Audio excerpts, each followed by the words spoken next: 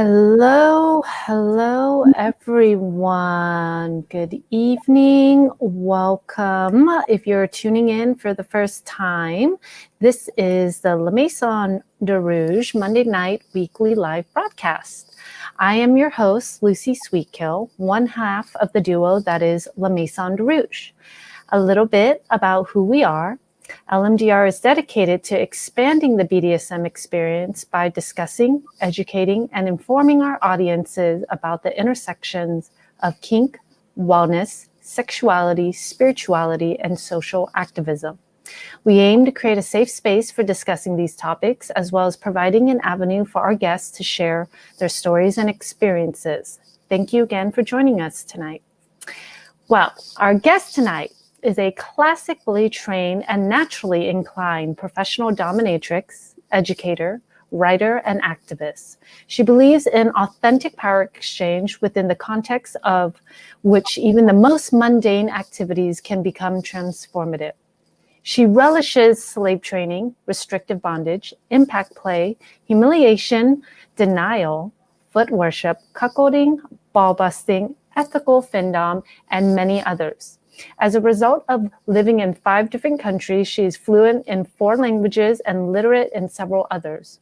While she is aware of the perceived value of these status symbols, her lived experience and mix of ethnic and class backgrounds means that she rejects respectability politics. Please welcome pronoun she, her, Princess Marx. Thank you for joining us, Marx. How are you? Thank you so much for having me. I'm doing great. Cool. One pronoun I'd like to add in there is also hoe. Hoe. Sorry about that. I have some of these set out, written a certain way, and we will get into that as well. Good. Yeah, great. So a little housekeeping before we get into our questions. So before we get into our questions, for those of you who are new to our program, I want to kindly inform everyone that please keep your questions to the end when we will have a Q&A section of this program. So let us start. Our first question, anytime we have a new guest on our show, we love to know your origin story. How did you become Princess Marx? How did you end up where you are right now? Well, how much time do you have? No, I'm just kidding.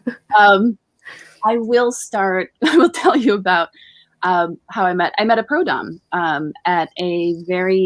in an academic setting. I was working at a university and I had graduated already, but there was this female sexuality class that was extracurricular that had just started and had been created by some Masters of Public Health students at Brown and just come to this university. I was like, that sounds right up my alley. I was always interested in that kind of stuff. But in the class, which was a 10-week class, we really it wasn't anything new. Most of it was here's a picture of a vagina, color it in and label the clitoris, that kind of thing. It's just these kids are 22 years old. How do they not know these things? Okay, fine. But one of the classes, the organizers had brought a professional dom to talk to us, and it was Princess Callie, who is my original femdom inspiration. And she told us about her life, and I was like, are you kidding me? Is that for real? Wow. There were just a lot of things that she talked about that kind of seemed like they would solve a lot of the thornier problems in my life. Having a wealthy, possibly likely white lawyer, for example, pay me for the privilege of cleaning my bathroom. Yeah. Solved so many of my problems. Number one, I like a clean house, but I don't love cleaning. Number two, I'm an immigrant woman and I have 2 aunts who are housekeepers, and I can't have a housekeeper in the house. It's really weird for me. Yeah. So, and sure, there's some money that comes along with it. Great. This just seemed to solve all these problems. So that was just sort of the tip of the iceberg, right? There was also a lot of stuff about deference and kind of treating the feminine as divine or above them somehow. It seemed to also correct a lot of historical and social ills, all of which were part of Princess Callie's philosophy. And I was hook, line, and sinker buying it. So that's how it that was kind of your tip of the iceberg is the best thing you said. The iceberg. I was still working full time. Like I just, I connected with her, and like a year or two later, I went to an event and like dabbled on FetLife as a lifestyler dom. But it really was very like occasional and certainly amateur, if anything. So it took years before I was ready to be a pro. Yeah. So now when you look back even further, are things in your past starting to make sense where you're like, oh, okay, I see where this is. Oh, I see what that is, Absolutely. I feel like I have the language now, like these things happened in life and I didn't label them any which way. But in retrospect, I'm like, oh, and I think all of us have that experience, probably many kinksters, when we like find the language for it. We're like, that's what I was doing. Yeah. Can you tell us about some of those things now that you look back? Well, I was incredibly, I was a little nerd and I was like good girl. And so I was also very prude sexually. But I got curious at some point, like late, like I was like 15. Yeah. But I didn't do anything until I was like almost 17, but like anything sexually. But I kind of really enjoyed like having boys pursue me, fully knowing it wasn't going to go anywhere. It was like an early tease and denial. Like, I liked their attention, and it made me feel a certain way, but I had boundaries, and they were ironclad even at that age. And so that was one little thing in teenage years, but there were fantasies when I was a child that I had, that were like sexual or semi-sexual that were very clearly femdom. One of my favorites is like, I dreamed of this planet that was all women where, birth was mechanized.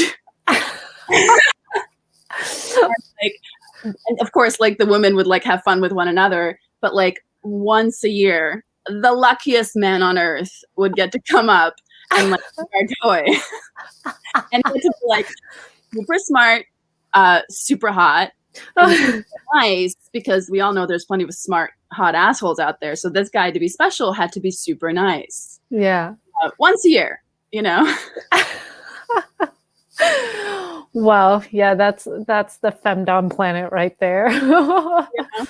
Just a lot of men in chains. Yeah. I didn't even have men in chains in that fantasy. It was just women, and like all the hard work was mechanized. I didn't hate men. I was a child and I had a very positive experience of them. I just wanted like a separate space for us, you know? So I don't know. So then when you got introduced to Princess Kali and it kind of awakened you and your interest, it seems like, what did that look like moving forward? Because you mentioned that it took a few years. So what was happening through those years until you were primed and ready? Right. Well, it's a big leap to like change careers. I was still working 9 to 5, and like I didn't even know where to start really. Like there wasn't really actually Callie did have a mentorship opportunity, but it was too expensive for me at the time. Like people absolutely should get paid for these things, right? Obviously. Yeah. But it was like on my salary, I couldn't imagine affording it. Or maybe I just wasn't ready mentally to do that, because, if you think of it as schooling, I probably could have, but it just hadn't gelled enough. Yeah. So she held a couple of foot nights and I went to those and I was like, wow, like I just made all this money and all these guys want to do is like, give me foot massages. I fucking love foot massages. Yeah. I'm so sorry. This is YouTube. Yeah, you can totally swear. You can, we just can't show a nipple. That's all. Don't worry. There's no risk of that happening. So yeah, and I also, I had a couple of slaves. I made boys jump through some hoops to like get a slice of my attention. I had one very good, very meticulous, like helper slave houseboy, and eventually we got to a point where I would like use him sexually because I wanted to. Um, and then I had another guy who I met up with in public, exclusively in public, and all he would do is like, drop to the ground in public and like kiss my feet and put money at my feet. And I was like, I like this. This is good. And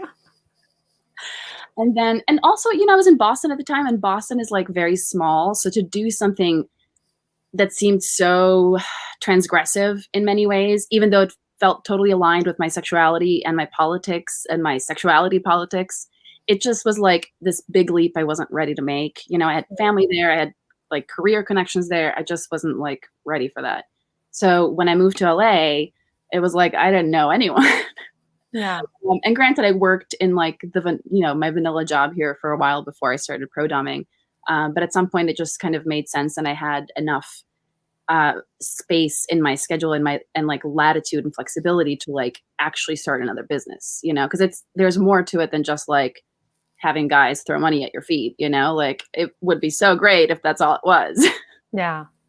But the reality is it's a business and it's a job, and you have to treat it professionally, and that requires time. Yeah. Totally.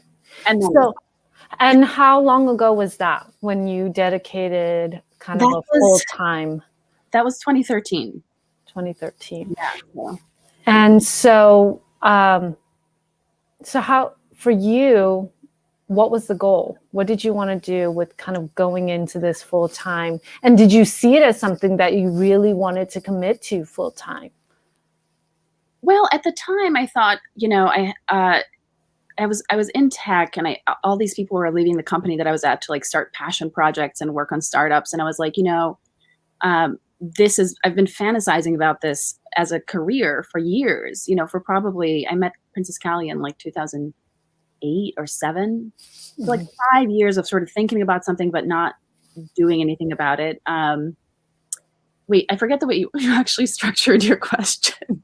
Oh, now I'm trying to remember too. I said, when you decided to kind of pursue this full time, was this something that like you knew you were going to do full time? And is this what you were like looking to, like, how did it get to that point when you made truly that transition, right? Definitely decided like, okay, I'm going to put all my energy into this. And to be fair, I always have like, I have a good resume in my vanilla career. So like, I kind of always have that. And if I ever want to do anything with that again, like it would be weird to have a resume gap.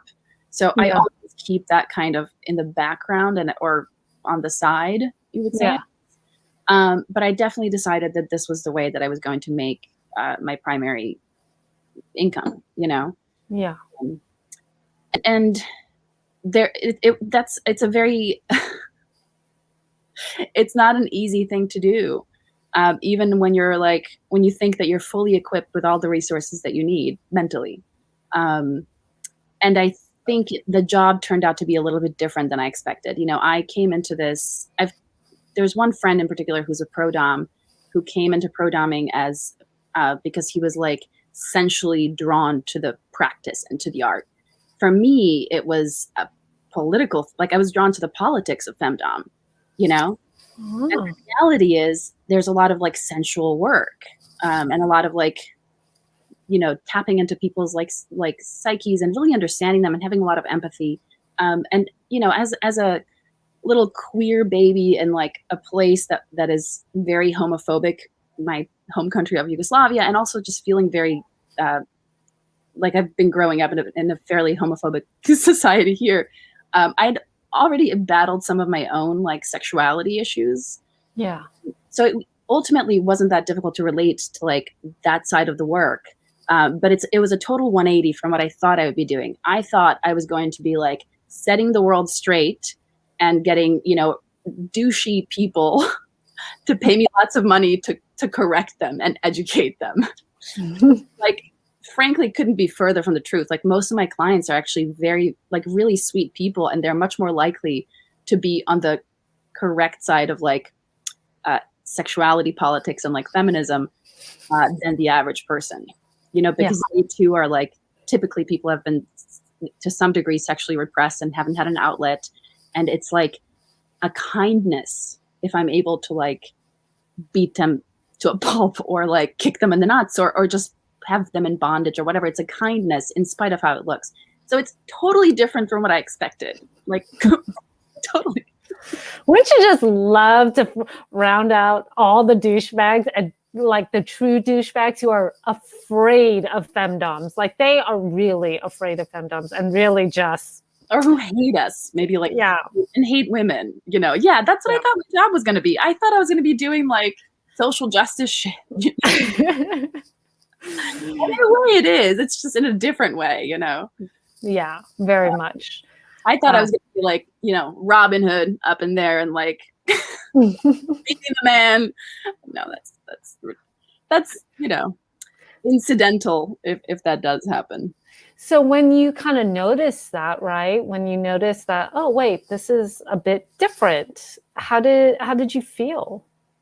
Honestly, at first, it really took me for a loop. I really wasn't crazy about that because I was like, you know, I had already seen women doing that kind of work, like emotional and sensual labor.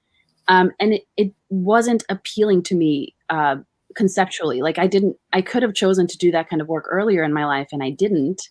I was like, this is kind of a predictable path, right? For a woman, like we're supposed to be in the helping professions. I'm going to do this thing where I'm going to be a badass instead, you know? Yeah.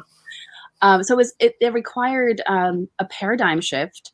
And it gave me, there was like a little bit of an identity crisis, you know, with that to like adjust to the reality of sex work. But I'm grateful that I was forced to do that because I have greater understanding now. You know, I think there were certain judgments that I had that were horophobic, essentially, that had bought into horophobia. And I don't know, maybe there's something there. Maybe I should be a little more generous with myself. Maybe it was just like, you know, like maybe it was also in addition to horophobic, like that work has been done. I want to do something different. Like there's something to that, but I also want to be very cognizant of my own like internalized horophobia because that's for sure what it was. Like I thought I was so enlightened about sex and sexuality. And I was pro porn and everything, but it was like, oh, but I'm not going to be a sex worker, you know? Yeah. And what is that if not horophobia? Yeah. You know? Totally. I mean, that's great that you could recognize that because I think that is a lot of internal unlearning and relearning a lot of those and also just trying to figure out what, you know, all of this means because we were all raised in this type of society, right? And so even though we find ourselves in these uncommon careers doesn't mean that we don't have to do the work mentally ourselves around different stuff too. So. Absolutely. And it's in a way it's very helpful to have gone through that because I can relate that story to clients and like just people outside of sex work. I guess actually, you know, civilians. I think it's helpful to tell that story to them because they probably often the impression that I get is that they assume that I was always okay with doing this kind of work. And I think it's helpful to show them that like, even I had internalized horophobia and it's impossible to escape in many ways, no matter how radical and open-minded and progressive you think you might be, you know? Yeah.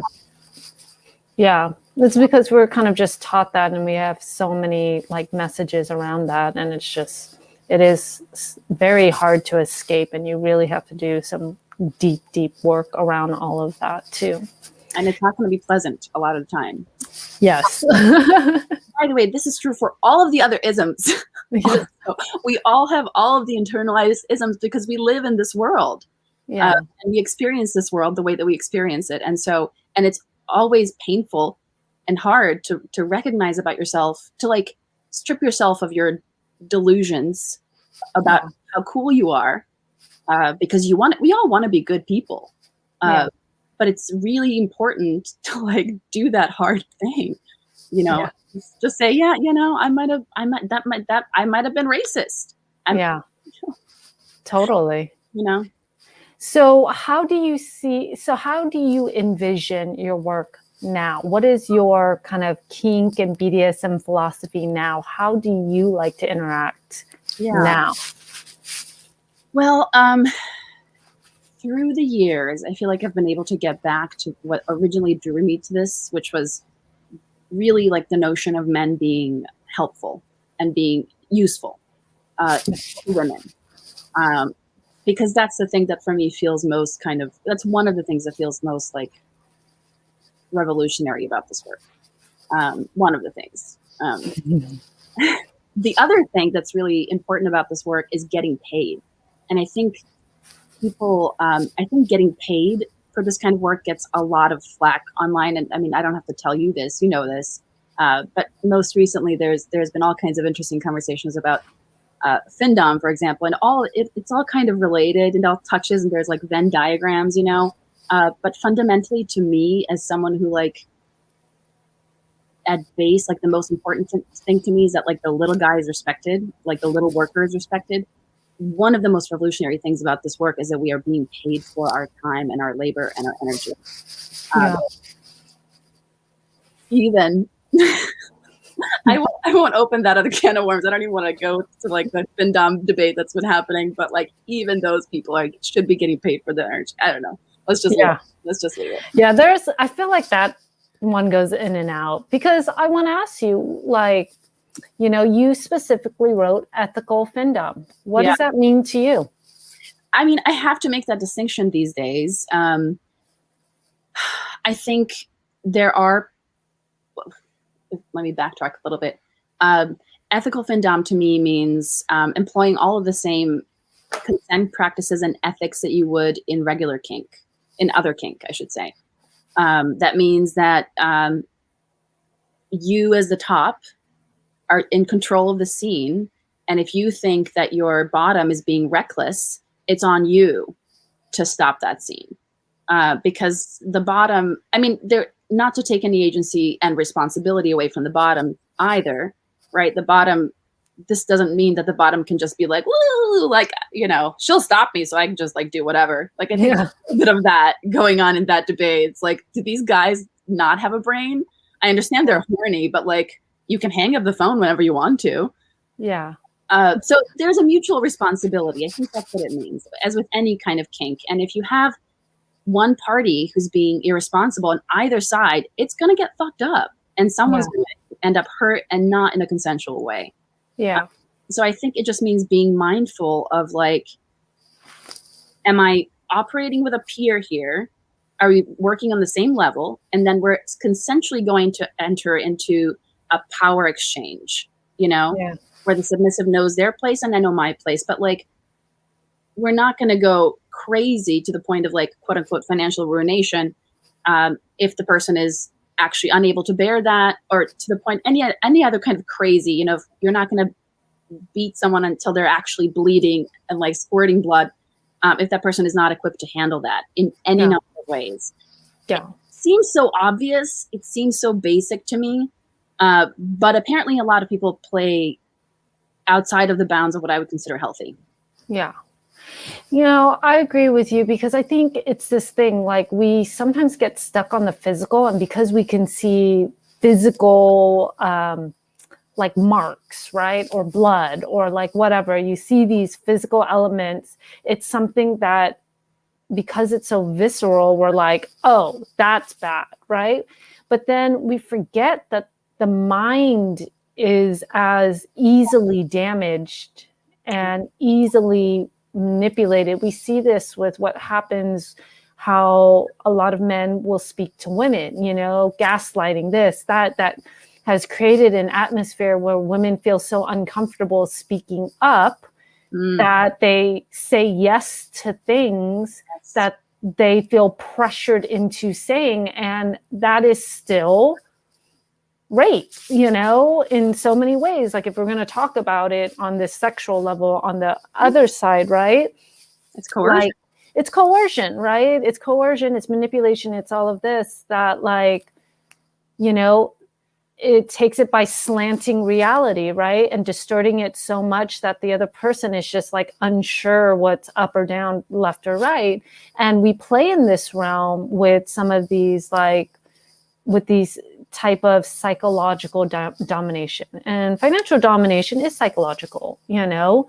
And so we have to still take so much care in that, and sometimes even more, because you just don't know where you're going to tap into those areas, right? And yes, the bottom has a responsibility, but the top also has a responsibility to say, where is your limit in this? Like, we need to talk about your limits, and be clear about that, because I've had bottoms on the physical level who's like, oh, I have no limits. And I'm like, yes, you do. We all have heard this, right? I have no physical limits. And you're like, yes, you do. Okay, let me do this one time, and then you tell me where that limit is, right? I love to bring out my whip when they're like, I have no physical limits. I'm like, okay. The whip comes out. I was like, okay, we're going to do this once, and then you tell me whether you have a limit or not. And always they're like, yep, I have limits. And that's the thing is, so that ethical responsibility as a top with some of the physical things, like, no, we're not going to do that physical activity because you can't handle it, right? I think really applies to the psychological stuff. Like, I'm not sure if you're ready. Let's see where this lies. For sure. And I think that, you know, I think when you're trained in in-person classical domination BDSM or like lifestyle BDSM, you're familiar with the consent talk in the beginning, the scene discussion, essentially an interview. And you know that stuff happens outside of role. So when you're negotiating a scene, you're not in role, you're not in power exchange, you're peers. And you know, I think that's something that a lot of people don't do in sort of online or remote domination. They don't have this call where you're like, where you establish that and you talk about your limits as humans, so that there isn't this upside down dynamic where the person feels coerced or feels pressured to say yes or no. Kind of like what you were saying with like women feeling pressure to say yes or no or feeling coerced. It's like you have to establish parity when you're having a negotiation. You have to be on equal footing. And the interview, when it comes to any kind of psychological play or remote play, like, you know, it's your role as an educator and as a more experienced person to interview that person and also like show them the breadth of possibilities and like, you know, like what they have to choose from, so they don't think, oh, like ruination is my fantasy, so I have to go immediately there. You know what I mean? Like, just show them what the options are.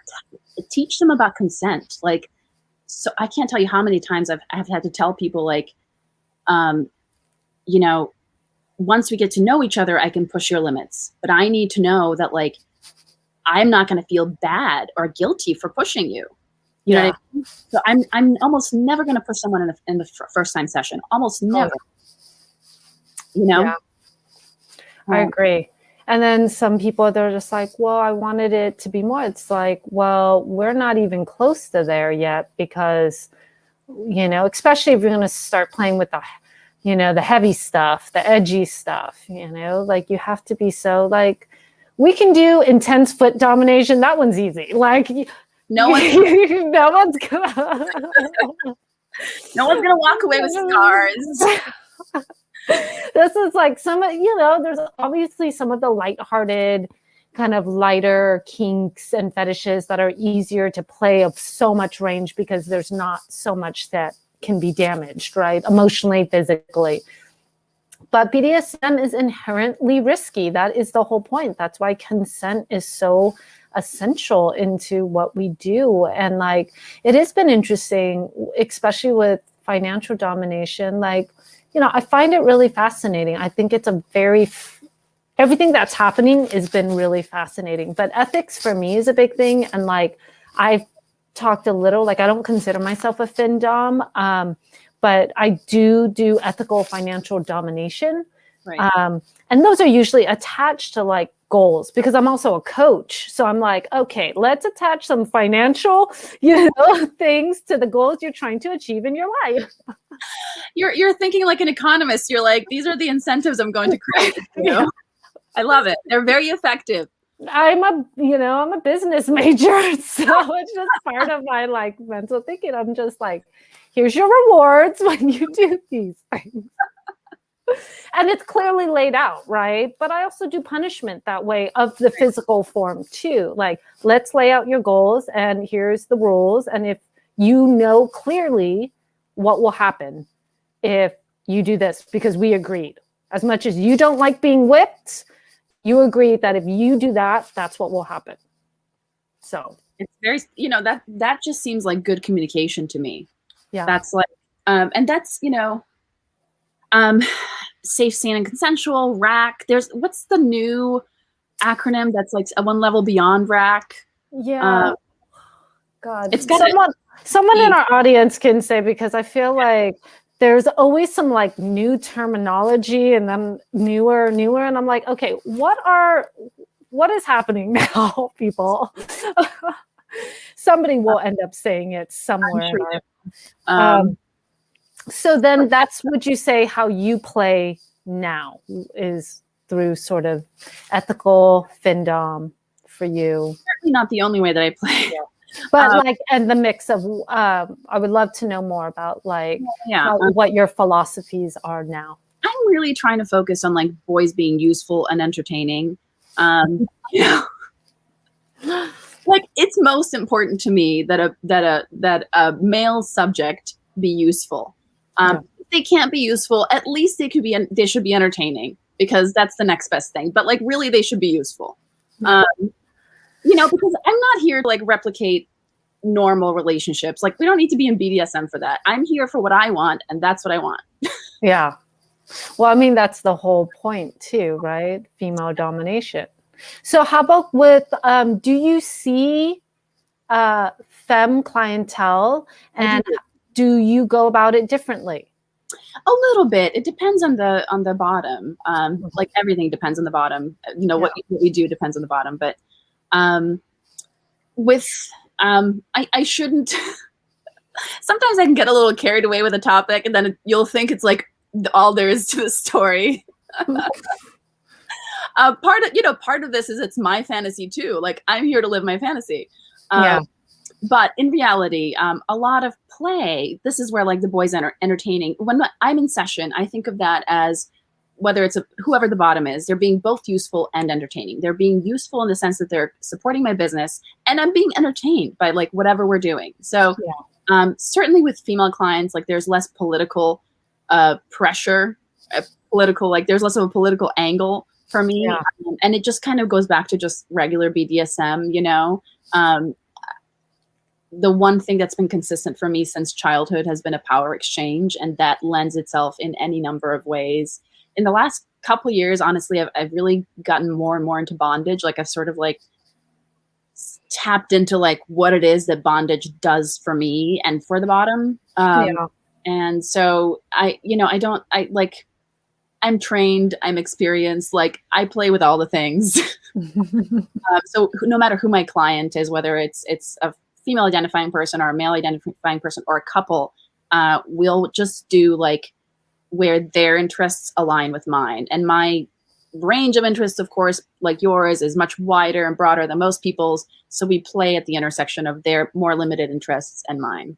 And it's pretty simple and fun, We got the answer. Thank you, Lilith. I've heard of personal responsibility, informed consent. Right, that's what it was. That's what I remember. I was like, it's like, yeah.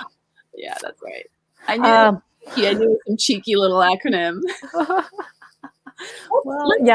So it is for like people who don't know, like, the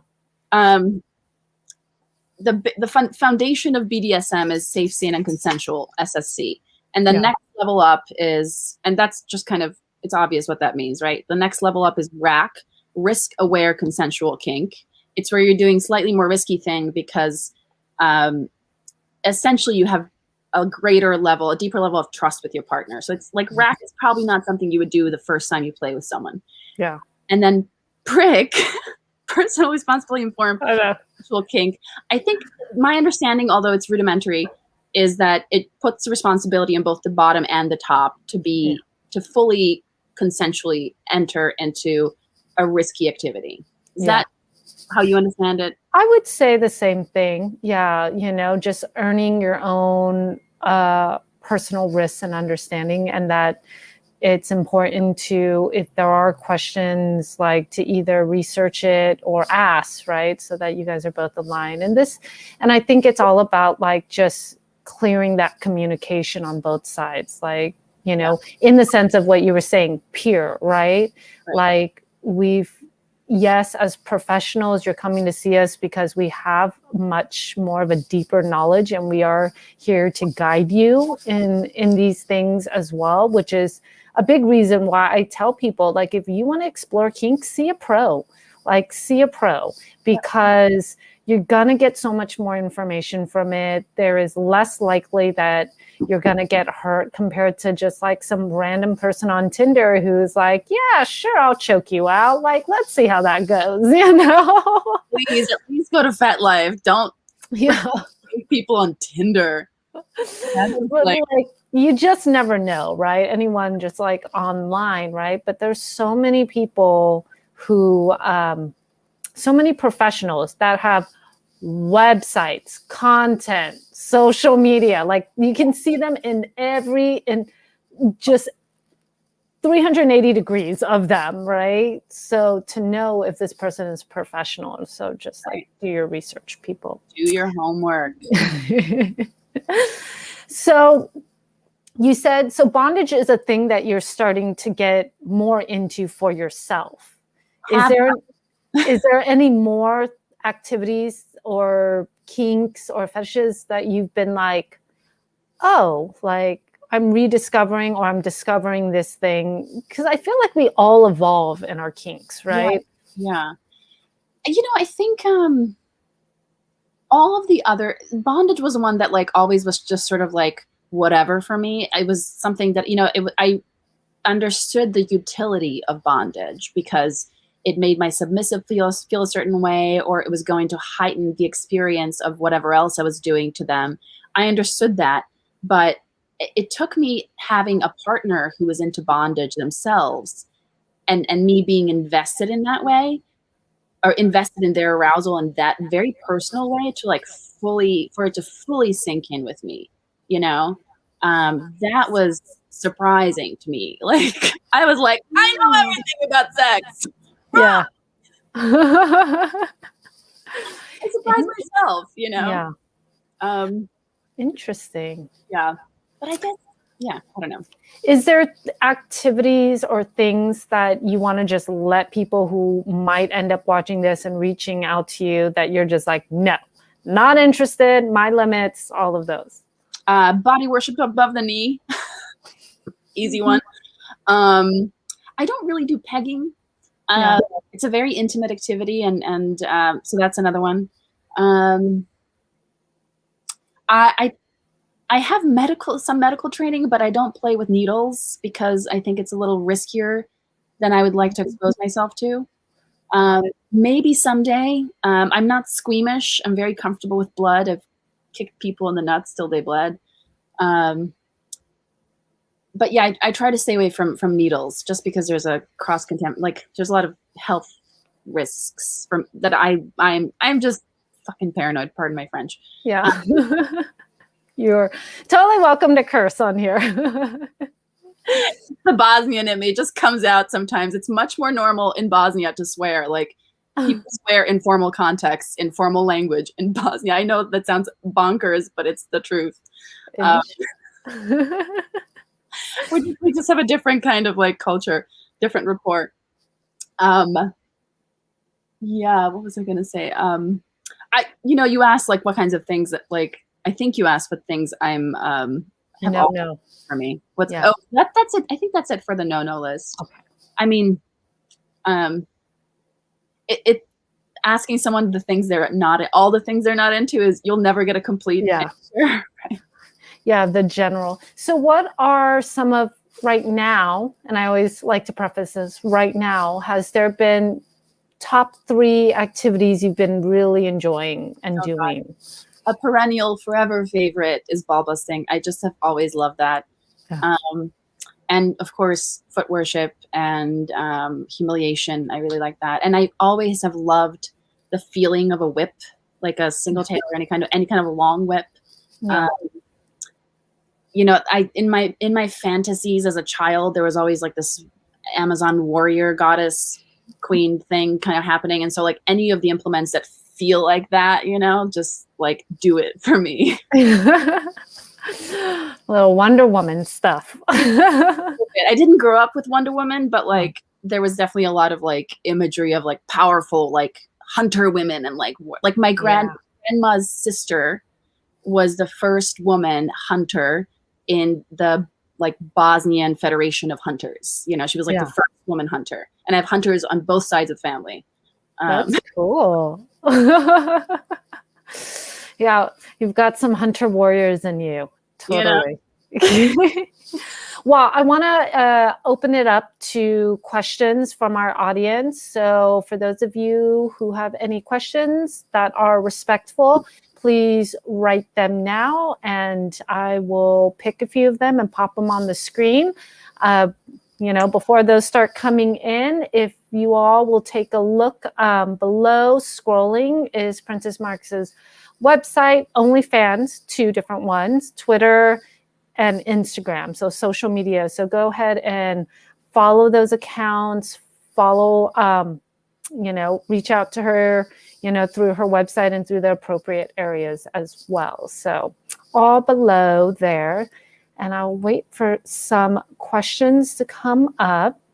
But before that happens, is there anything you want to promote, Marx? Yes, there is. Thank you for the opportunity. On April 22nd, I am facilitating a Skillshare type class on Night Flirt.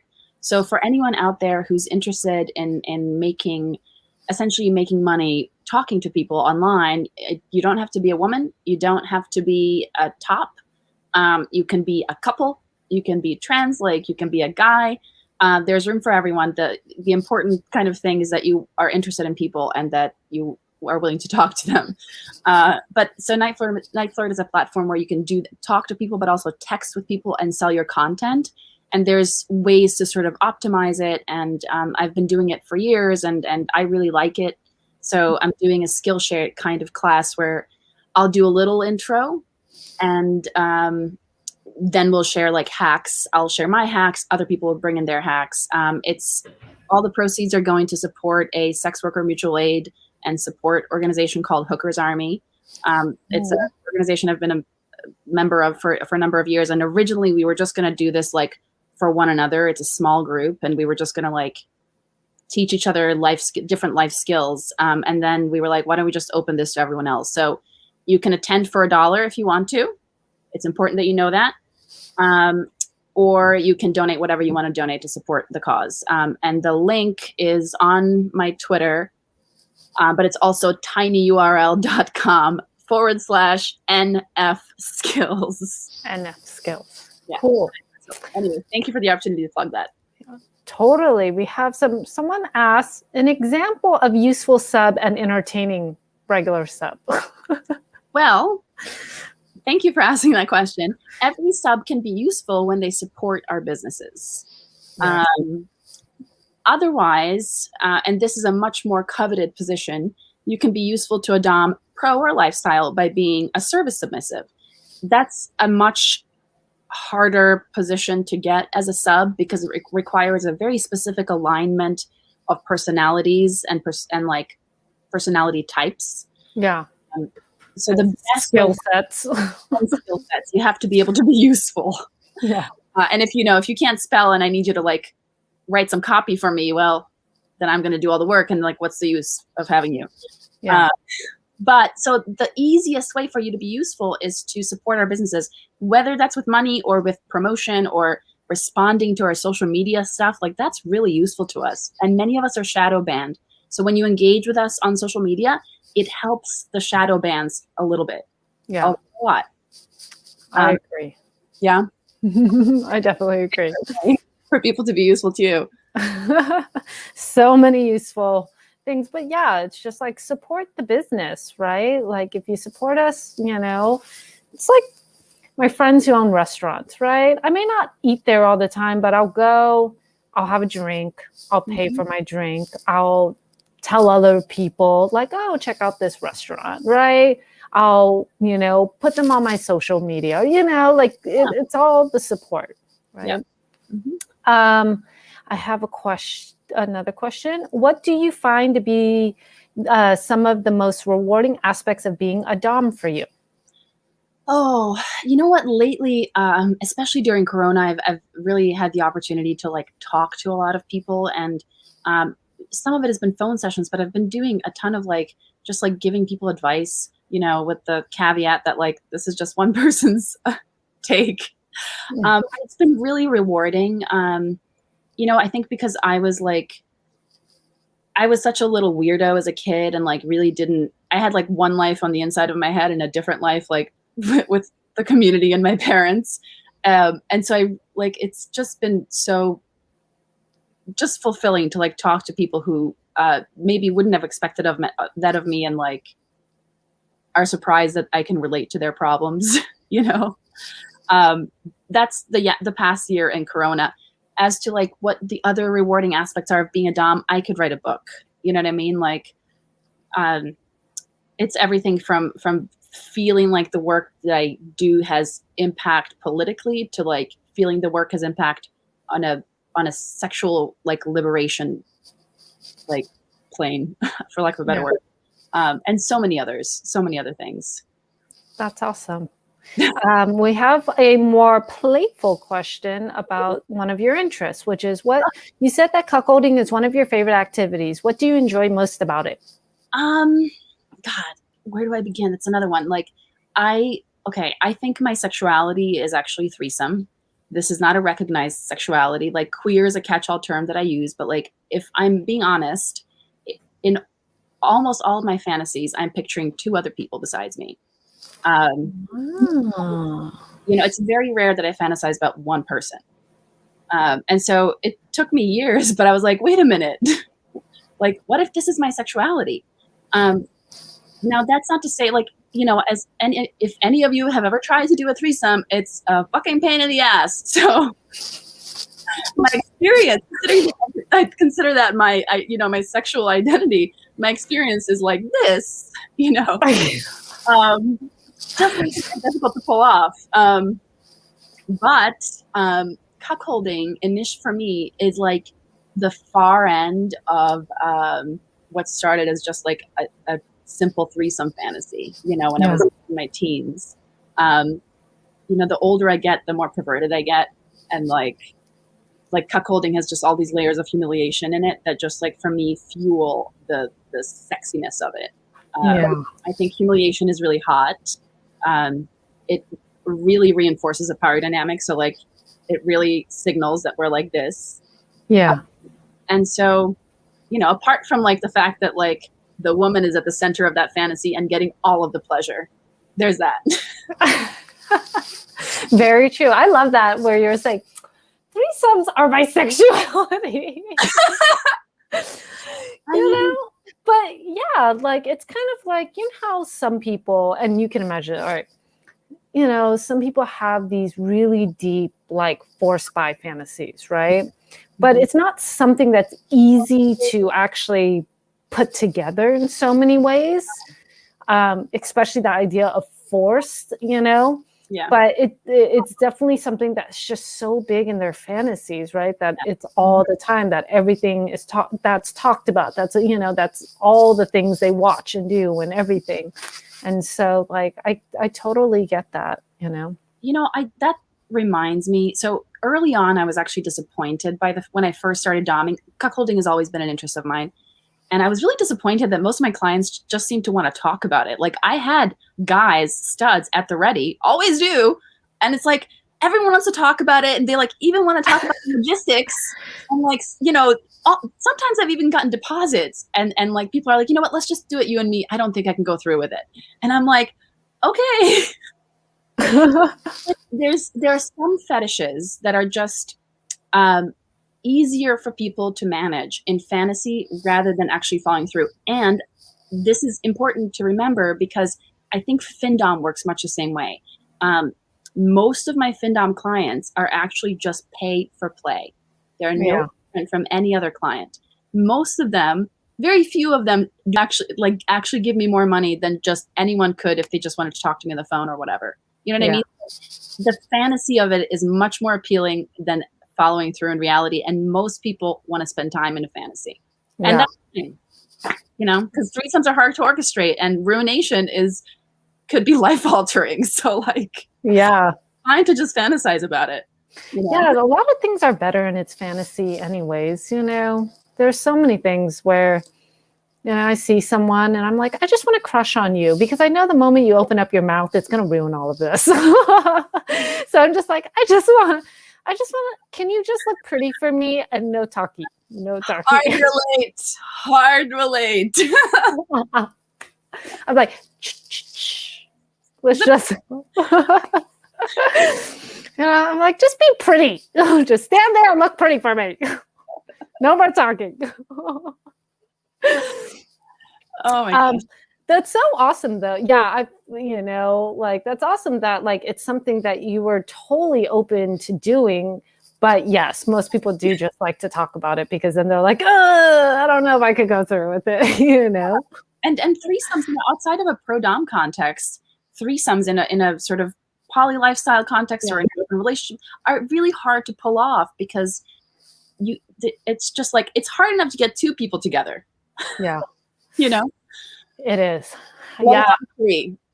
Yeah, I think my only experience with you know, just because it is so complicated and exhausting and I really don't want to have to manage two people. I for a while, like a few years ago, I had a married couple, and who were gorgeous married couple, who were both my subs in my kind of personal life, who just both wanted to please me. And I was like, this is pretty much what I want. And there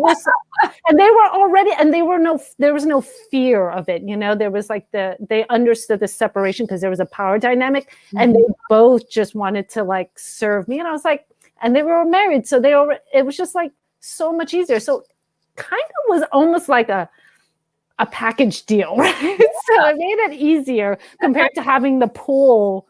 Do you have their number? They moved to Vegas, and then I just lost contact with them because they moved to Vegas from New York. I was being facetious. No, they were hot, and I feel like if I showed you a picture of them, you would be like, yes. No, it's just, you know, it's very rare that you meet people who like are fully ready to fully show up and own their shit. Yeah. And be able to participate and play by the rules you've established for the play. It's a lot to ask of anyone, and I think obviously you're going to be good at it because you're a pro at that. But it's hard. Yeah, it's definitely hard. We have a really good question on if you could go back and give your younger dom self some advice just starting out, what would it be and why? Bobcat, do you watch RuPaul's Drag Race? Because this is one of the category questions on Drag Race, which I love. I don't know, Lucy, if you've ever seen that show, but like as a dom, there's so much that I relate to in that. I have not, like, I've seen episodes, but I want to watch like more because a lot of my friends love, and I just don't watch enough. I don't watch a lot of reality TV, so I think that's all. Any except for RuPaul. Yeah. He's the one. I mean, and it's not a reality. It's a competition show. Yeah, it's a competition show. Which is whatever. Sure, it's still reality. It's like, but I make an exception for it. It's got so much heart, and so many of the queens, like their journeys are so analogous to ours. Yeah. I end up crying like almost every episode. That's what I heard. My friends are like, you cry every single episode. I'm like, okay. Noted. To answer the question, what would I? Well, I would definitely tell myself, hey, this is going to be a lot more like sensual, emotional, empathic labor than political labor. That's what I would tell myself. I think I wish someone had told me that. I thought it was going to be just straight up getting paid to do the right thing. It is that still, but it was especially in the beginning before you're established. You're doing a lot of like emotional, sensual work. Even if it's hitting someone hard, it's sensual. It's different. It's a different line of work than I thought it was going to be. Yeah. There's a lot more caretaking, I think. Yes. You know, because if you are going to hit them hard, there needs to be so much caretaking in it, right? So that was a really great answer. And we're going to, this question is going to be our last question of the night, but I thought it was perfect for this. What would you like to do for aftercare for yourself after stressful sessions or encounters? I never have stressful sessions. If a session is going to be stressful, it's just not going to happen. I will cut that shit out right out the gate. Intense sessions. I think that's a better word. Intense sessions. What's your own aftercare for you? Yeah, I think it's my process every time. It doesn't really matter what the session is. I've never, if I've had a, I don't know, I'm trying to think if I've had a bad session. If I had a bad session, I'm sure I would go talk to someone I'm close to and like process with them. But what I do after every session is I come home, I decompress, I take a shower, I probably eat and watch RuPaul's Drag Race. I do like creature comforts. That's what I like. Yeah. I agree. I'm very similar. Like there's, you know, it's like the take a shower, right? That's like a big thing. I'm a water baby. So like, that's my space of like, just everything. That's where I kind of come together. And then, have some food and watch something that just makes you happy. Yeah. Makes you laugh, happy, cry, whatever. Just like that tends to all be. the things. Yeah, I always tell it, but it works very similar for bottoms too, especially if you've had an intense scene. I will say, like, for the next few days, make sure that you eat food that brings you joy, right? But also that are healthy, you know, a little mix of that to make sure to get some physical exercise, even if it's a long walk. To do things and to talk to people that make you happy and bring you joy and like really help with any sub drop that could happen. Exactly. I think sub drop and top drop are two. If a session is really good, that's when I'll sometimes get top drop. It's very rare that I actually get drop. But I think for subs, it's much more common. And for them, it's much more important to hydrate, sleep well, get some endorphins going, exercise, you know. And for the next few days, people think it's just the next day after. I'm like, no, you need to do that for the next few days. And that's sort of really important for avoiding like heavy sub drop. You know, you want to kind of float down, not drop down. Right. It's like taking MDMA back in the day. You're supposed to take ibuprofen. You're supposed to. That's why I do not do like, I think I have like my serotonin level, like it just drains me. And then I just like, I go into a deep emotional hole, like ecstasy, MDMA. I will be, no matter what I do afterwards, I'm in a hole for like a week. You know what? That happened to me years ago, twice in a row. And I was like, fuck this. I'm done. Yeah. I'm going to do that ever again. So now I'm like, nope. Psychedelics are my joy. Those are my choice. I find I like psychedelics. So I talk about this often, so everyone kind of knows it. Government is listening. Yeah. Decriminalize. This is what we're pushing. Decriminalize psychedelics. All around. Yeah. Well, thank you, Princess Marx, for being on our show. This was really awesome, super informative. And for those of you who are watching for the first time, if you'd like to support our broadcast, which Dee and I do out of the goodness of our heart, which takes a lot of work on our part, please join our Patreon. It is down below. We have really great membership rewards for, you don't have to be a sub. You can just be anyone who wants some advice, and we offer video calls, but we also have a section for up and coming doms too, if they need some guidance. So well, thanks for having me. Thank you for being on our show. You know, hopefully when things get better, you know, I know sometimes you come to New York, we'll hopefully be able to get to see each other. But have a great rest of your evening, as it's on the earlier side. And to our audience, thank you for joining us, and we will see you next Monday. Have a great night.